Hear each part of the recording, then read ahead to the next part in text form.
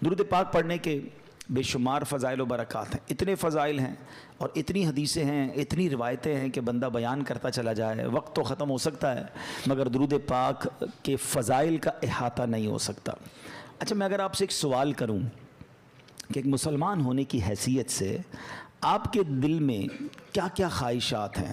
کبھی اکیلے میں بیٹھ کر ایک کاغذ قلم لیں اور لکھیں کہ یار مجھے دنیا میں کیا کیا چاہیے، مرتے وقت کیا کیا چاہیے، آخرت میں کیا چاہیے، کبھی لکھیے۔ اب میں کچھ آپ کو روایتوں کا خلاصہ، یوں سمجھیے کہ بہت ساری حدیثوں کا عطر پیش کرنے جا رہا ہوں، سنتے جائیے اور سبحان اللہ کہتے جائیے، ٹھیک ہے؟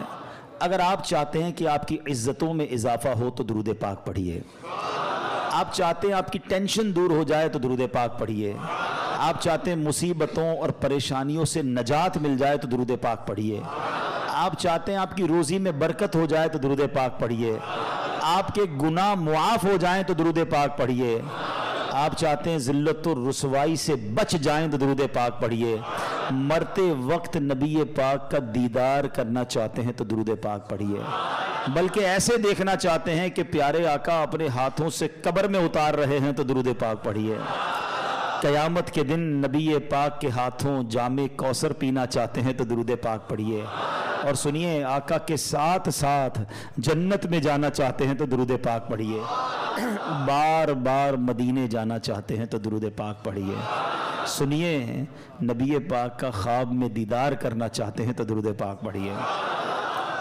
پنجابی میں کہتے ہیں نا ہن کچھ باقی رہ گیا ہے۔ اب مجھے بتائیے جتنی باتیں میں نے بتائی ہیں اس کے علاوہ کچھ باقی رہ گیا جو آپ کو زندگی میں چاہیے، مرتے وقت چاہیے، قیامت کے دن چاہیے، روزی میں برکت ہو، ٹینشن دور ہو جائیں، عزتیں بڑھتی رہیں، سکھ کی زندگی رہے، بار بار مدینے جاتا رہوں، پیارے آقا کا دیدار بھی ملے، مرتے وقت پیارے آقا کا دیدار ملے، جنت میں نبی پاک ساتھ لے جائیں، کچھ اور چاہیے؟ سب ہو گیا نا؟ یہ ہے درود پاک۔ یہ میں نے اپنی طرف سے نہیں بتایا، جو ماشاءاللہ علماء بیٹھے ہیں ان سے پوچھیں، تقریباً ہر جملے کے پیچھے کوئی روایت یا کوئی حدیث ہے۔ یہ سب فضیلتیں نبی پاک نے درود پاک کے فضائل میں بیان فرمائی ہیں، یعنی ہر درد کی دوا ہے صلی علی محمد، ہر درد کی دوا ہے صلی علی محمد، تعویذ ہر بلا ہے صلی علی محمد، یعنی ہر پرابلم کا سولوشن درود پاک میں ہے، مگر پرابلم یہ ہے کہ ہم درود پاک پڑھتے نہیں ہیں، بہت زیادہ وقت ضائع کرتے ہیں، بہت ٹائم ضائع کرتے ہیں۔ نہ کریں ایسا، درود پاک کو تھام لیں، اس کو اپنی زندگی کا حصہ بنا لیں، آپ اپنی آنکھوں سے دیکھیں گے آپ کے مسئلے حل ہو جائیں گے، آپ کی پرابلم سالو ہوگی، آپ ریلیکس فیل کریں گے اور انشاءاللہ دنیا اور آخرت کی برکتیں حاصل کریں گے۔ نیت کر لیں کہ انشاءاللہ آج کے بعد کثرت کے ساتھ درود پاک پڑھیں گے۔ صلو علی الحبیب صلی اللہ تعالی علی محمد صلی اللہ علیہ وسلم۔ شعبان المعظم کی 15ویں رات، شب برات، اس کو برات پتہ ہے کیوں کہتے ہیں؟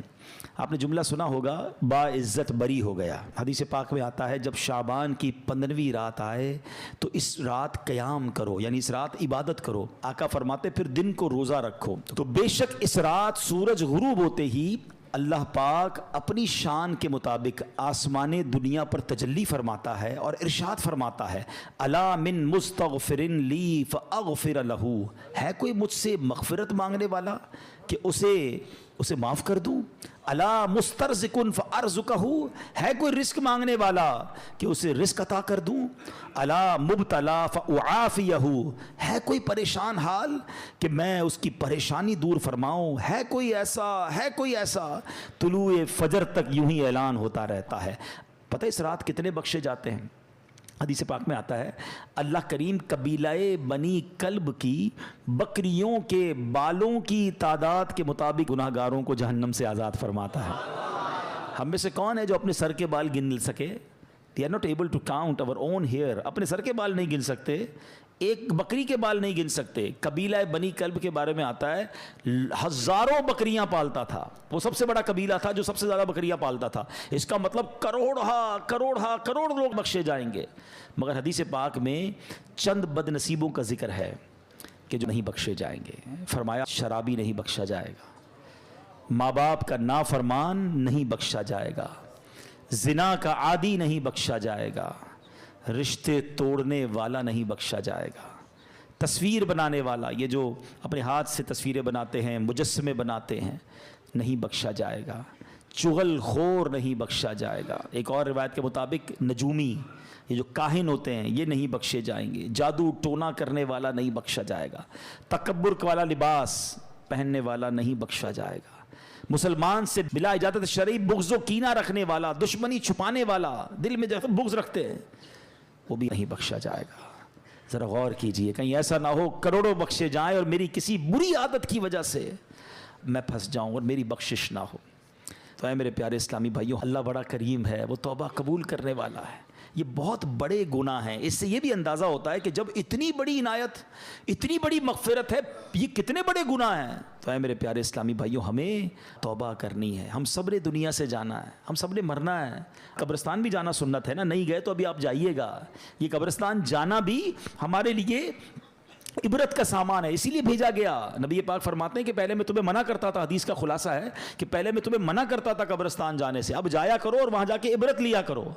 قبریں جا کر دیکھے تو صحیح، کچھ تو خیال کریں کہ یہی میری 2 گز کی زمین میرا بھی ٹھکانہ ہے. اتنے بڑے گھر ہو، بڑا ہوادار گھر ہو، ویسٹ اوپن ہو، ایئر کنڈیشن ہو، نرم بستر ہو. یار لائٹ جائے تو UPS بھی ہونا چاہیے، اسٹینڈ بائی جنریٹر بھی ہونا چاہیے. ایک رات بغیر پنکھے کے جس کو نیند نہیں آتی، قبر میں سانپ اور بچھو آ گئے تو کیا بنے گا؟ قبرستان جا کر دیکھے تو صحیح. آپ کو پتہ ہے آج کلفٹن کے علاقے میں آؤ، بلڈنگ دیکھ کے اندازہ ہو جاتا ہے سارے پیسے والے رہتے ہیں بھائی، 10 کروڑ کا فلیٹ ہے. ادھر بنگلے والے رہتے ہیں، یہ بڑے علاقے والے لوگ ہیں. غریب علاقے میں جاؤ تو گھر دیکھ کر پتہ چل جاتا ہے کہ مکین غریب ہے. دنیا میں مکان دیکھ کر مکین کا اندازہ ہو جاتا ہے. قبرستان میں قبر دیکھ کر اندازہ نہیں ہوتا. ہر قبر کی الگ کہانی ہے، ہر قبر کی الگ اسٹوری ہے. حدیث پاک میں فرمایا قبر 2 طرح کی ہوتی ہے. دیر از نو تھرڈ کیٹیگری. ہماری دنیا میں بہت ساری کیٹیگریز ہیں. فلیٹ الگ ہوتے ہیں، بلڈنگیں الگ ہوتی ہیں، بنگلو الگ ہوتے ہیں، مکان الگ ہوتے ہیں، جھونپڑیاں الگ ہوتی ہیں، روڈ پہ سونے والے الگ ہوتے ہیں. ہمارے شاید 50-60 کیٹیگری بن جائیں گی. Middle class, upper middle class, lower middle class, elite class, VIP class, بہت ساری کلاسیں لوگ منا رہے ہوتے ہیں. دیر is only 2 classes in the graveyard. سنو غور سے، قبرستان جاتے ہو نا، نبی پاک علیہ السلام فرماتے ہیں قبر 2 طرح کی ہوتی ہے. تیسری کیٹیگری نبی پاک نے بیان نہیں فرمائی. کیا فرمایا؟ فرمایا یا تو جہنم کے گھڑوں میں سے ایک گھڑا ہوتی ہے، یا تو جنت کے باغوں میں سے ایک باغ ہوتی ہے. عربی میں حدیث سن لو، انما القبر روضۃ من ریاض الجنہ. کتنا پیارا جملہ ہے. ریاض الجنہ سنا نا جب مدینہ پاک میں. اس حدیث میں بھی اس لفظ کو استعمال فرمایا، انما القبر روضۃ من ریاض الجنہ.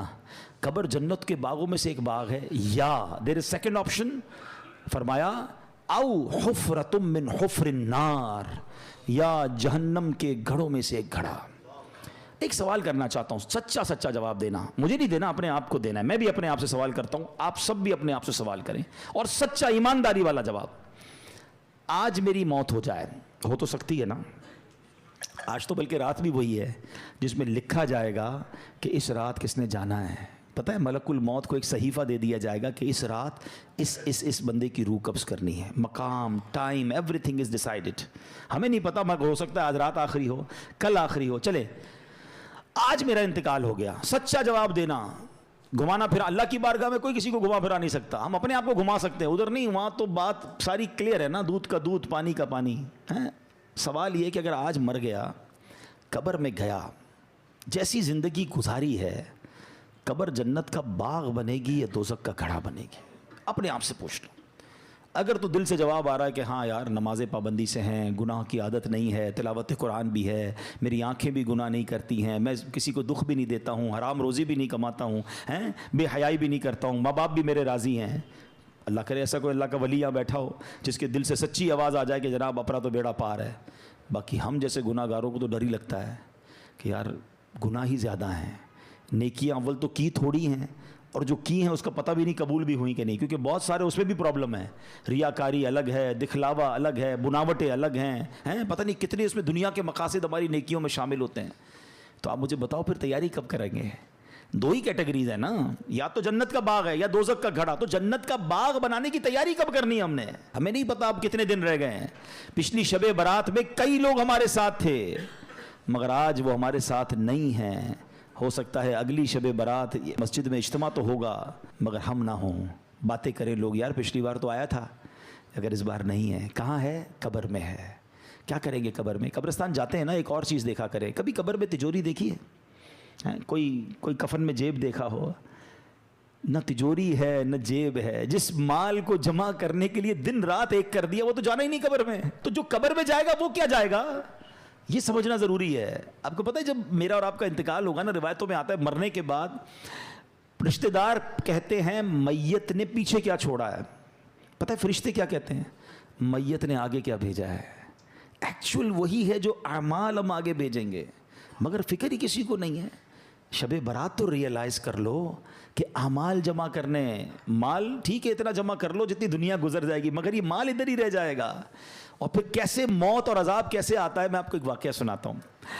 ایک شخص تھا, بادشاہ تھا, بڑا عجیب اس نے وصیت کی اپنے بیٹوں سے, میں مر جاؤں نا تو مجھے دفن نہ کرنا, مجھے ایک لوہے کا صندوق بنانا, لوہے کے میرا جو تابوت ہے وہ لوہے کا بنانا, اس تابوت کو ایک لوہے کے صندوق میں ڈال دینا اور اس کو چھت کے ساتھ لٹکا دینا, دفن نہیں کرنا. بچوں نے کہا یہ کیسی وصیت کر رہے ہیں آپ بادشاہ سلامت.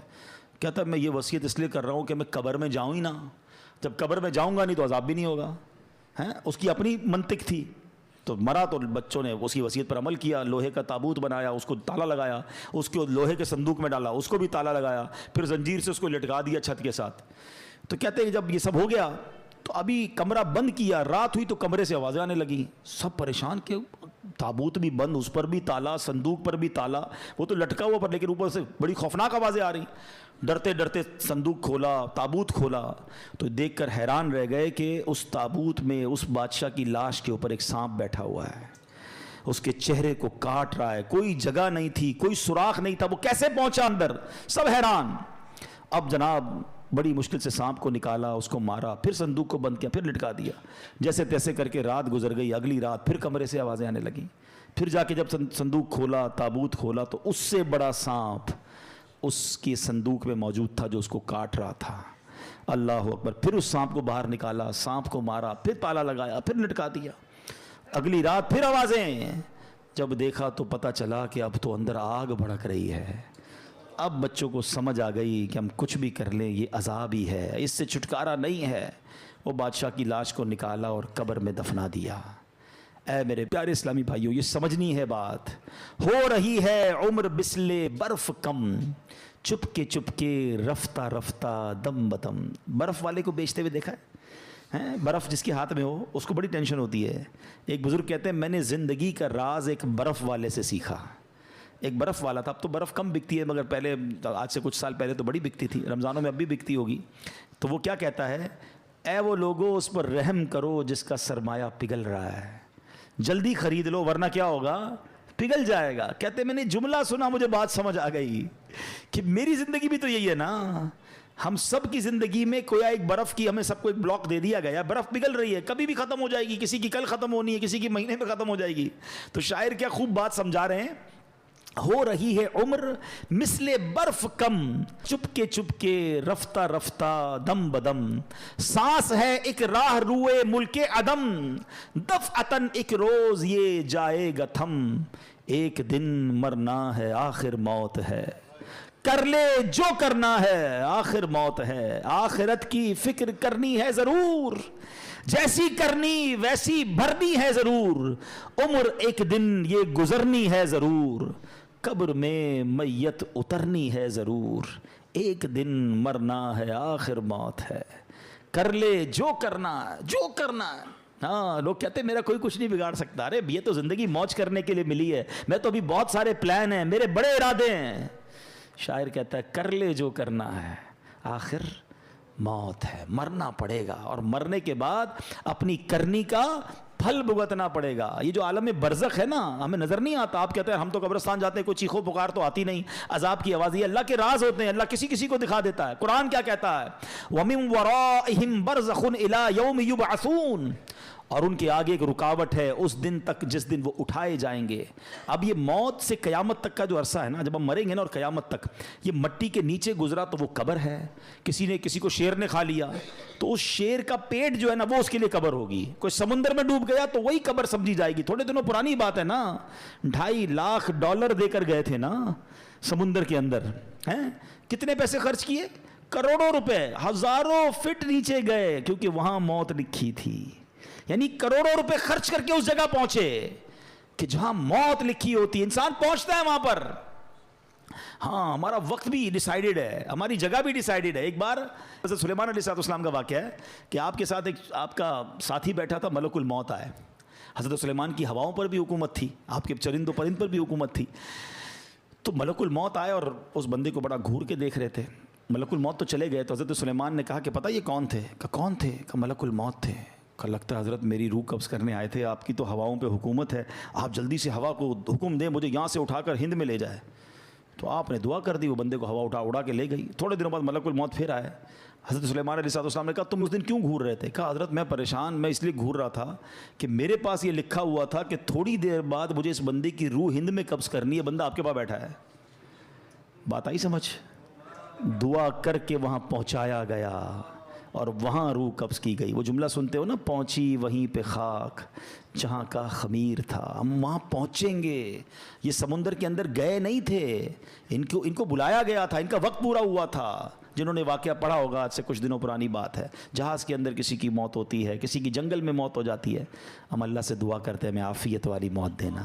اے اللہ ڈوبنے والی، پھٹنے والی ہیں، جانوروں کے ذریعے پرخچے اڑنے والی، بم دھماکے والی موت نہیں. اے اللہ میں ایمان والی، عافیت والی، ہمارے مقدر میں مدینے والی موت لکھ دے. اے اللہ جب آخری وقت آئے ہم مدینے پہنچ جائیں، آقا کے جلووں میں، آقا کے قدموں میں، روضہ رسول کو دیکھتے ہوئے، درود پاک پڑھتے ہوئے، عشق رسول میں روتے ہوئے ہمارا دم نکل جائے. نجم کی اے خدا آرزو ہے یہی، عاشق زار کی آبرو ہے یہی، موت کے وقت سر ان کے قدموں میں ہو، دید ہوتی رہے دم نکلتا رہے، دید ہوتی رہے دم نکلتا رہے. اللہ کرے ایسا کرم ہو جائے کہ بس ہم مدینے میں ہمارا انتقال ہو. مگر مرنا تو ہے نا، ہم کیوں نہیں سوچتے، کیوں تیاری نہیں کر رہے، کس بات کا انتظار ہے؟ یہ قبرستان جانا، یہ جنازے اٹھنا. اچھا آپ کو پتہ ہے بہت اہم بات میں آپ نے کرنے جا رہا ہوں، یہ جو جنازہ ہے نا، ہم تو دنیا سے چلے گئے نا. جب بندہ دنیا سے چلا جاتا ہے تو قبر میں جا کے تو فرشتے آتے ہیں نا، تو مرنے کے بعد یہ سارے کام بھی فرشتے کر لیتے ہیں. غسل، کفن، دفن ہے، اللہ کی طرف سے فرشتے آتے اٹھا کے لے جاتے بندے کو. یہ سارا کام پبلک سے کیوں کروایا گیا؟ کبھی سوچا آپ نے؟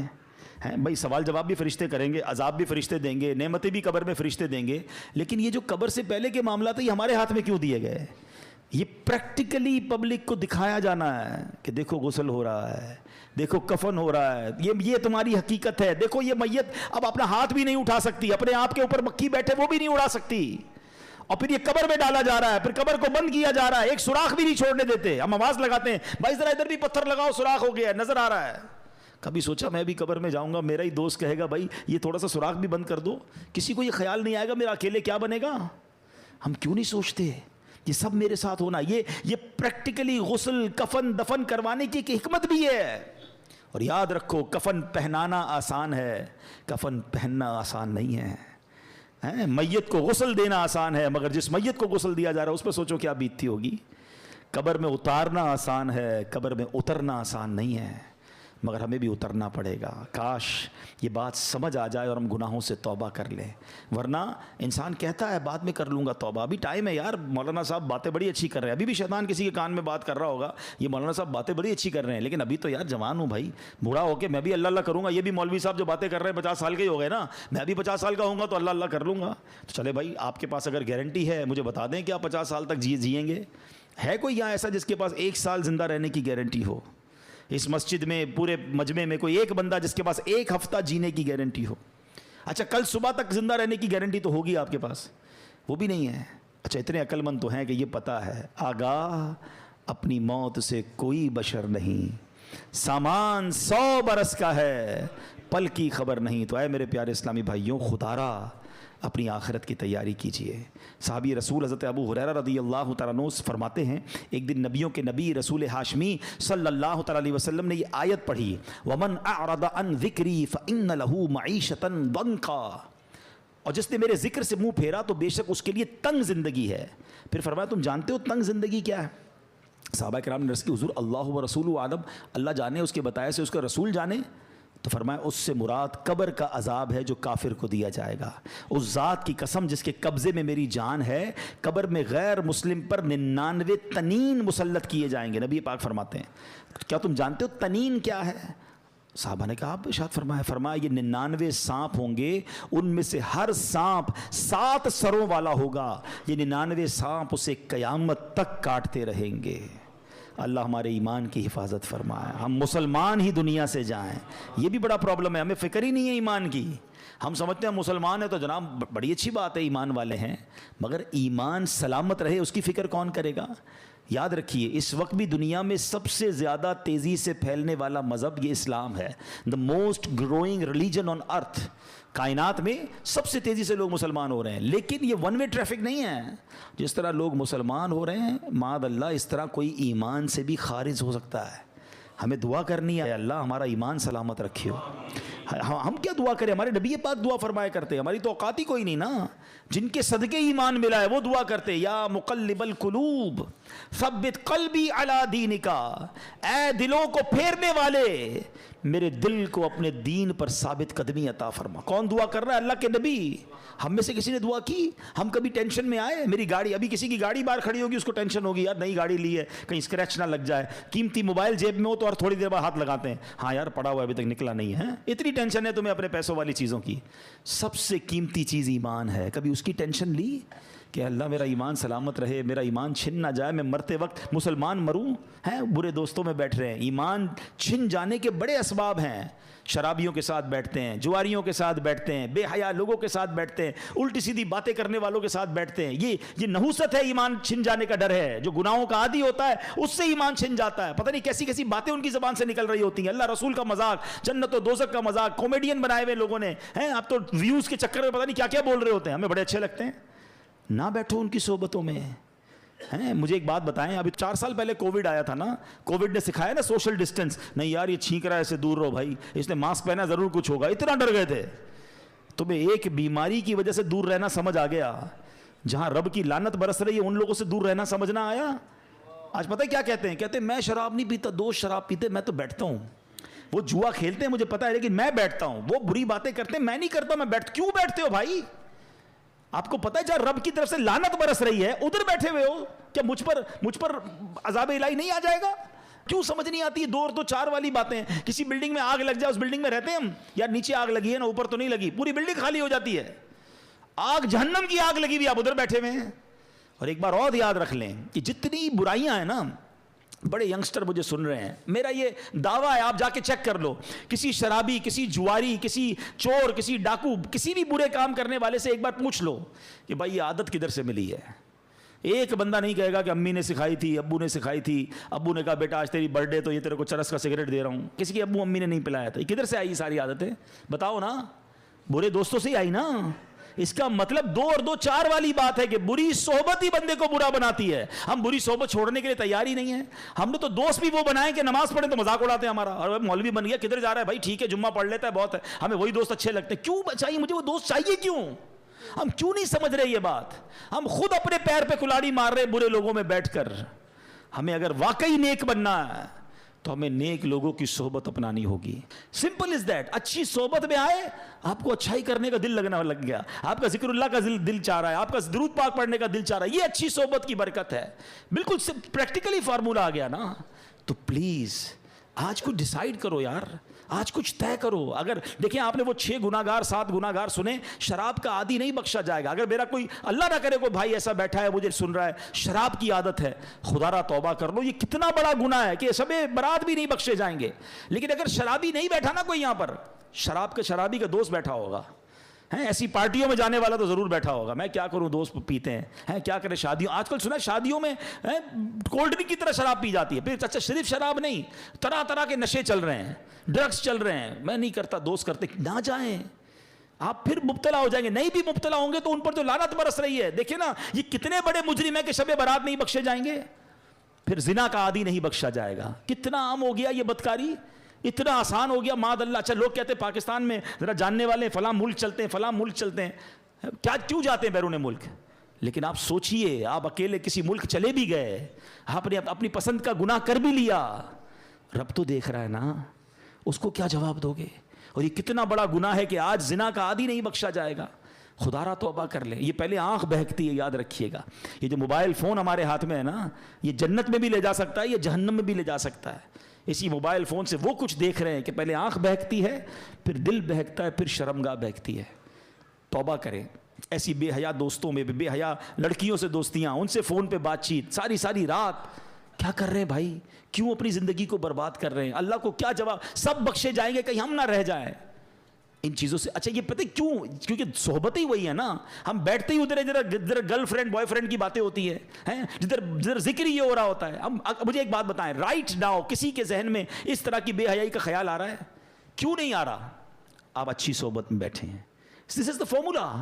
اگر آپ چاہتے ہیں، ہم کہتے ہیں یار میں کیسے بچوں گناہوں سے، actually this is the formula کہ آپ اپنی صحبتیں اچھی کر لیں. اچھے لوگوں میں بیٹھیں گے تو خوف خدا دل میں آئے گا، گناہ سے دور ہونے کا جی چاہے گا. پھر کون سا گناہ گار نہیں بخشا جائے گا؟ ماں باپ کا نافرمان. یہ کتنی بڑھ گیا یہ پرابلم. کتنا ماں باپ کے سامنے زبان چلاتے ہیں آج کا نوجوان ہیں. ماں باپ کو ڈانٹتے ہیں. وہ دن دور ہو گئے کہ ماں باپ بچوں کو ڈانٹیں. بچے شاؤٹ کر رہے ہیں ماں باپ پر. بلکہ یہ حال ہو گیا کہ ماں باپ ڈر رہے ہیں، اپنے بچوں سے بات کرنے میں ڈر رہے ہیں کہ یار بچے کو سمجھاؤں گا تو مجھ سے لڑے گا، بیٹی کو سمجھاؤں گی تو ماں کہتی بیٹی مجھ پہ چیخے گی. تف ہے اس اولاد پر کہ جس سے ماں باپ ڈر رہے ہیں. یاد رکھو حدیث پاک میں آتا ہے جس سے اس کے ماں باپ راضی اس سے اس کا رب راضی. جس سے اس کے ماں باپ ناراض اس سے اس کا رب ناراض. تم سے ساری دنیا راضی ہے، میرے دوست راضی، میرے رشتہ دار، میرے سارے جناب محلے والے راضی، اور ماں باپ ناراض بیٹھے ہیں. برباد ہو جاؤ گے، مارے جاؤ گے. دیکھیں نا کتنا بڑا گناہ ہے کہ شب برات سب بخشے جائیں گے، ماں باپ کا نافرمان نہیں بخشا جائے گا. اپنے ماں باپ کو راضی کریں، ان کی رسپیکٹ کریں. خدا کی قسم اس سے بڑا خوش نصیب کون ہے کہ شب برات بھی ہے اور تمہاری ماں تمہارے پاس ہے، تمہارا والد تمہارے پاس ہے. ارے تمہارے تو وارے نیارے ہو گئے. آج کی رات تمہاری ماں تمہارے لیے دعا کر دے، پھر چاہیے کیا تم کو؟ آج کی رات تمہارا باپ تمہارے پاس ہے، جاؤ نا اس سے دعا کرواؤ. پوچھو ان سے جن کے چلے گئے ماں باپ، قبرستان جانا پڑتا ہے ان سے بات کرنے کے لیے. یاد رکھنا میرے بھائیوں، میرے بچوں، جن کے ماں باپ ہیں نا، جب چلے جائیں گے نا پھر تمہیں پتا چلے گا یہ کیا ہستیاں ہیں. دو موقع پر تو ماں باپ بڑے یاد آتے ہیں. جب زندگی میں بندہ کچھ حاصل کرتا ہے نا، کوئی نیا گھر لے لے، کوئی گاڑی لے لے، کوئی ترقی ہو جائے، کوئی اچھا کام ہو جائے نا، پھر ماں بڑی یاد آتی ہے. کاش ماں ہوتی نا، دیکھتی تو کتنا خوش ہوتی ہے. والد ہوتا تو کتنا خوش ہوتا کہ آج اللہ نے مجھے اتنی ترقی دے دی ہے. وہ شعر ہے نا، دولت کا ہے انبار مگر تیری کمی ہے. پھر بڑی یاد آتی ہے ماں اور والد کے، یار آج اللہ نے کدھر پہنچا دیا، مگر ماں ہی نہیں ہے. جو دعائیں دینے والی تھی وہ والد ہی نہیں ہے. جس کی وجہ سے ادھر پہنچا ہوں اس کو بتا ہی نہیں پا رہا. ہر خوشی میں ماں باپ یاد آتے ہیں. اور ایک دوسرا موقع ہوتا ہے جب کوئی بڑا غم آ جائے نا، کوئی بڑی پریشانی آ جائے، کوئی بڑا مرحلہ آ جائے، پھر بڑے یاد آتے ہیں کہ کاش ماں ہوتی نا، اس کے قدموں میں سر رکھتا، وہ دعا کرتی، میری مشکل حل ہو جاتی. اب ماں ہے ہی نہیں، کس سے دعا کراؤں. والد ہوتا نا تو سر پہ ہاتھ رکھ کے کہتا، بے شک بوڑھا تھا مگر وہ ایک جملہ کہتا تھا، دل کو ٹھنڈ پڑ جاتی تھی کہ بیٹا گھبرا نہیں، میں ہوں. مگر اب نہ وہ سر پہ سایہ ہے، نہ وہ دعاؤں کا دروازہ ہے. اور آج ہے تمہارے پاس تو قدر نہیں کرتے ہو، ان کے پاس بیٹھتے نہیں ہو. ماں کہتی بیٹا ٹائم دو، ماں ٹائم نہیں ہے میرے پاس، اب وہ میرے پاس ٹائم نہیں، میں جا رہا ہوں دوستوں میں. وہ کام کہتے ہیں، منع کر دیتے ہو ان کو. ماں باپ کی نافرمانی نہ کرنا، دنیا میں بھی برباد ہو جاؤ گے، آخرت میں بھی برباد. اب سوچے نا کتنا بڑا گناہ ہے کہ شب برات ماں باپ کا نافرمان نہیں. اچھی صرف شب برات نہیں، شب قدر کی فضیلت جب آپ سنو گے، یہ کچھ گناہ تو ایسے ہیں، یہ وہ لسٹ ہے جو ہر بڑی رات میں آپ سنتے ہو کہ فلاں سب بخشے جائیں گے، یہ نہیں بخشے جائیں گے. ہر لسٹ میں آپ کو ماں باپ کا نافرمان ملے گا. اتنا بڑا گناہ ہے، لیکن ماں باپ کو راضی نہیں کرتے. خدا را ایسا نہ کرو. چلے جاؤ ان کے پاس، ان کے پیر چومو، ان کے ہاتھ چومو، ان سے معافی مانگو، ان کو کہو کہ مجھے معاف کر دو، مجھ سے راضی رہنا. آپ ذرا سوچو یہ کتنی کمال کی ہستیاں ہیں.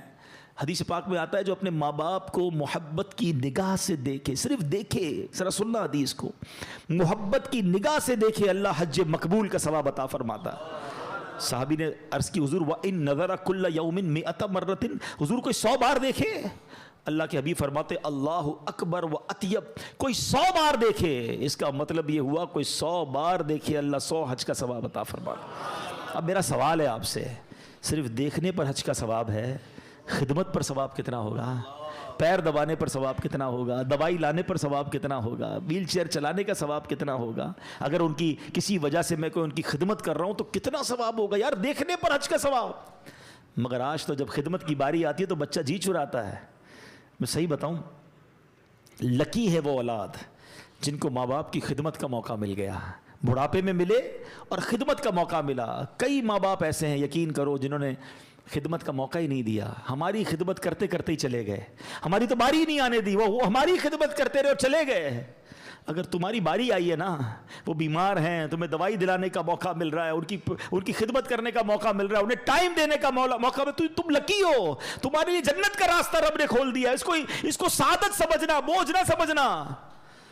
مگر آج حال یہ ہے کہ بیٹا باپ سے کہتا ہے ابو یہ میرا ہے, تمہارا نہیں ہے, میں نے کمایا ہے, آپ تو نوکری کرتے تھے, آپ کے پاس تھا کیا, میں نے سب کچھ کیا, یہ گھر میں نے بنایا ہے. توبہ توبہ توبہ. یہ انداز رکھو گے ماں باپ کے ساتھ ہیں؟ سوچو جب میں اور آپ پیدا ہوئے تھے نا, کپڑے نہیں تھے جسم پر, باپ کہہ دیتا نا یہ تیرا ہے یہ میرا ہے, تو ننگے ہی رہ جاتے ہیں. لباس پہنایا میرے باپ نے, انگلی پکڑ کر چلایا, کھلایا, تعلیم دلائی, تربیت کی, سب دنیا میں دیا. میرے باپ نے کبھی نہیں کہا یہ میرا ہے, میری ماں نے کبھی, انہوں نے اپنی خواہشیں پیچھے رکھی, ہماری خواہشیں پوری کی. شاید اپنے لیے لباس نہیں خریدا, ہمارے لیے لباس خریدا, اپنے لیے جوتے نہیں خریدے ہوں گے, ہماری ضد پر ہمیں نئے نئے جوتے دلائے, اور آج کہتے میرا ہے. کبھی مت کہنا. دیکھو ایک بات یاد رکھو, یہ جو بوڑھے ماں باپ ہیں نا, یہ آپ سے کچھ نہیں لیتے ہیں. آپ ان کو صرف یہ احساس دلاؤ کہ سب آپ کا ہے, میرا جو کچھ ہے آپ کا ہے, میں خود آپ کا ہوں. یہ لے کے تھوڑی چلے جائیں گے یار. وہ کہتے ہیں نا کہ جس باپ نے جس ماں نے تمہیں بچپن میں شہزادوں کی طرح پالا, آج بڑھاپے میں انہیں بادشاہ جیسا تو رکھ لو یار. مگر آج بھی ماں باپ کو غلام رکھا ہوا ہے گھر میں. ان کو یہ احساس تو دلاؤ, کبھی تو کہو اپنے والد سے کہ ابو میں جو کچھ ہوں وہ آپ کی وجہ سے ہوں. ہمارا ایک اور بڑا پرابلم ہے, ہم ماں سے محبت کرتے ہیں, باپ سے نہیں کرتے. ہمیں لگتا ہے میری ماں بڑی مجھ سے محبت کرتی ہے. ارے تمہاری بھول ہے. یہ ماں نے جو کچھ مجھے آج تک دیا, کس نے لا کر دیا میری ماں کو؟ جو کچھ مجھے آج تک ملا ہے وہ میرے والد کی برکت سے. وہ کہتا نہیں ہے باپ یہ گاڑی کے دو پہیے ہیں. اچھا والد کی اہمیت کا اندازہ جب ہوتا ہے جب ہم خود والد بنتے ہیں, پھر سمجھ آتی ہے یار بچے کو جب ہم روکتے ہیں, ہمارا ابو صحیح روکتے تھے ہمیں. یہ میاں بیوی کی انڈرسٹینڈنگ ہوتی ہے کہ میں پیار کروں گی, آپ ڈانٹیے گا, آپ ذرا سختی رکھیے گا. ہمیں لگتا ہے ابو ہم سے سختی کرتے ہیں, وہ ہم سے پیار نہیں کرتے. ارے سب سے زیادہ پیار ہی تمہارا تم سے باپ کرتا ہے. یہ دنیا کا واحد رشتہ ہے, یاد رکھنا پیارے اسلامی بھائیوں. کوئی دنیا میں یہ نہیں چاہتا کہ یہ بندہ مجھ سے آگے بڑھ جائے, کبھی بھی کوئی نہیں چاہتا. یہ والد ہے دنیا کا واحد رشتہ جو ہمیشہ یہ چاہتا ہے کہ میرا بیٹا ہمیشہ مجھ سے آگے بڑھ جائے, عزت میں بھی آگے بڑھے, دولت میں بھی آگے بڑھے, شہرت میں بھی آگے بڑھے, مقام بھی میرے بیٹے کا آگے بڑھ جائے. یہ وہ رشتہ ہے, یہ ایسا پیار ہے والد اور بیٹے کا.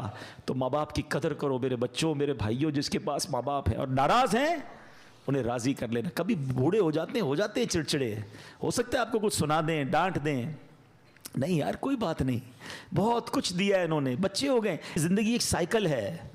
یہ زندگی کا پتہ ہے سفر کیسے شروع ہوتا ہے؟ ہم جب چھوٹے تھے نا, ہم کرال کرتے تھے, رینگتے تھے, پھر انگلی پکڑ کر چلنا شروع ہوئے, پھر انسٹالر پر ہمارے امی ابو نے وہ چھوٹی سی بچہ گاڑی پہ چلایا ہے, پھر ہم چلنے لگے, پھر دوڑنے لگے, پھر بڑے ہو گئے. 50 55 60 کے بعد پھر اسٹک آتی ہے ہاتھ میں, پھر ویل چیئر آتی ہے, اور ایک وقت آتا ہے پھر ہم زمین پہ چلے جاتے ہیں. تو سمجھ لو کہ یہ پورا ایک سرکل ہے. جو 60 سال کا بوڑھا ہے نا وہ 6 سال کے بچے کے برابر ہے. 6 سال کا بچہ برا لگتا ہے آپ کو, بار بار کوئی بات کہے, ضد کرے, آپ سے لڑے, آپ مسکراتے ہیں. بچہ لڑ رہا ہوتا ہے, آپ مسکراتے کیونکہ بچہ ہے. آپ 60 سال کے بوڑھے کو پہلے 6 سال کا بچہ سمجھ لو, پھر آپ کو نہ ابو کی کوئی بات بری لگے گی, نہ ان کا ڈانٹنا برا لگے گا, نہ ان کا ضد کرنا برا لگے گا, نہ بار بار ریپیٹ کرنا برا لگے گا, نہ ان کو آپ ان کا کم سننا برا لگے گا. بھائی 6 سال کا بچہ بھی نہیں سمجھتا, 60 سال کا بوڑھا بھی نہیں سمجھتا.